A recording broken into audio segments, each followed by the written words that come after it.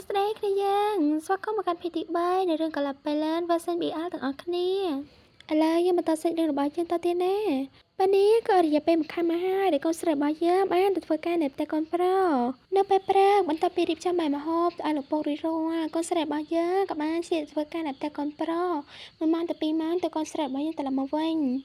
តែថ្ងៃនេះកូនស្រីរបស់យើងបានទៅធ្វើការនៅផ្ទះកូនប្រុសទេដោយសារតែការរបស់ពុករបស់គាត់កាន់តែស្រួលឡើងហើយ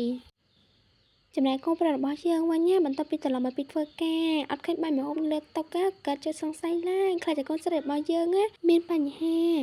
បន្ទាប់ពីគាត់បាត់នេះរួចហើយកូនប្រុសរបស់យើងក៏គាត់បញ្ញាប់ហើយមែនតើបញ្ញាប់តែរបស់កូនស្រី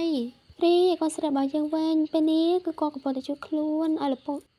ក្រោយពីកូនស្រីរបស់យើងបានជួយខ្លួនឲ្យឪពុករបស់គាត់រួចរាល់គាត់បានទៅនៅឆ្ងាយទេគឺគាត់នឹងអង្គុយក្បែរនឹងឯងព្រោះខ្លាចថាឪពុកហ្នឹងគឺគាត់នឹងកាត់អ្វីឡើងមកព្រោះមើលទៅពេលនេះគាត់កាន់តែស្រួយចំណែកកូនប្រុសរបស់យើងវិញបន្ទាប់ពីម្ដងឃើញកូនស្រីរបស់យើងអង្គុយស្ងប់ស្ងាត់បែបនេះគឺគាត់ក៏ចាប់អារម្មណ៍ខ្លាំងមែនតើចាតែឯងកើតអី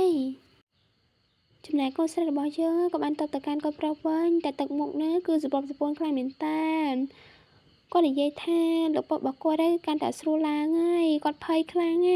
ព្រោះបើអត់ពីឪពុករបស់គាត់ទៅគឺគាត់អត់មានសិទ្ធិញាតិណាទៀតទេកូនប្រុសរបស់យើងក៏បានចូលទៅលួងលោមកូនស្រីហើយនិយាយពាក្យខ្លះៗដើម្បីលើកទឹកចិត្តទៅកាន់កូនស្រីរបស់យើងកុំឲ្យគាត់គិតច្រើនអី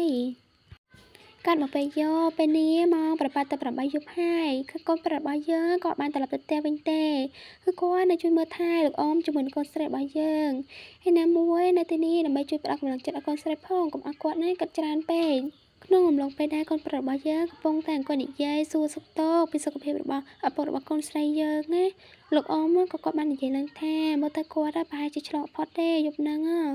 ចំណែកកូនស្រីរបស់យើងវិញដែលគាត់នៅក្បែរហ្នឹងគាត់លឺអញ្ចឹងហើយគឺគាត់ស្រក់ទឹកភ្នែកមកម៉ាក់ខ្លាំងបានបន្តិចក្រោយមកលោកអ៊ំក៏បានឲ្យកូនស្រីរបស់យើងឲ្យទៅក្បែរគាត់ព្រោះគាត់មានពាក្យពីរបីម៉ានចង់និយាយទៅកាន់កូនស្រីរបស់យើងលោកអ៊ំគឺគាត់ខំប្រឹងនិយាយខ្លាំងមែនតើតែដែលសម្លេងរបស់គាត់កាន់តែខ្សោយទៅគាត់បាននិយាយពាក្យមួយចំនួនទៅកាន់កូនស្រីរបស់យើងថាបាក់ពីគាត់ទៅត្រូវនៅបានល្អហើយត្រូវចេះមើលថែខ្លួនឯងផងកុំឆាប់ជឿចិត្តលើអ្នកដទៃខ្លាំងពេកក្រោយពីនិយាយជាមួយនឹងចាស់រួចរាល់លោកអ៊ំក៏បានងាកទៅរកលោកគ្រូពេទ្យរបស់យើងនៅក្បែរនឹងកូនស្រីនឹងឯងគាត់ក៏ចាប់ផ្ដើមនិយាយឡើងលោកគ្រូពេទ្យកុំភ្លេចពាក្យសន្យាដែលលោកគ្រូពេទ្យបានសន្យាជាមួយនឹងខ្ញុំថានឹងជួយការពារឲ្យមើលថែកូនប្រុសរបស់ខ្ញុំសូមលោកគ្រូប៉ែធ្វើវាបានសម្រេចផងទុកថានេះគឺជាការសូមជាលើកចុងក្រោយនៅក្នុងដង្ហើមតែខ្ញុំបានដកបន្ទាប់ពីខ្ញុំផុតទៅរាលោកគ្រូប៉ែរបស់យើងវិញក៏បានទៅថាលោកអ៊ំក៏បារម្ភអីខ្ញុំនឹងធ្វើវាបានសម្រេចលោកអ៊ំកុំគិតច្រើនអីអ្វីដែលខ្ញុំបានសន្យាហើយខ្ញុំនឹងធ្វើវាឲ្យបានឪពុករបស់កូនស្រីយើងក៏បានទៅវិញថាពេលនេះគឺគាត់ស្ងប់ចិត្តហើយគាត់បាត់ភ្នែកទៅគាត់អស់ចិត្តដែរបន្ទាប់ពីពោលពាក្យមួយឃ្លានេះហើយលោកអ៊ំក៏បានផុតទៅ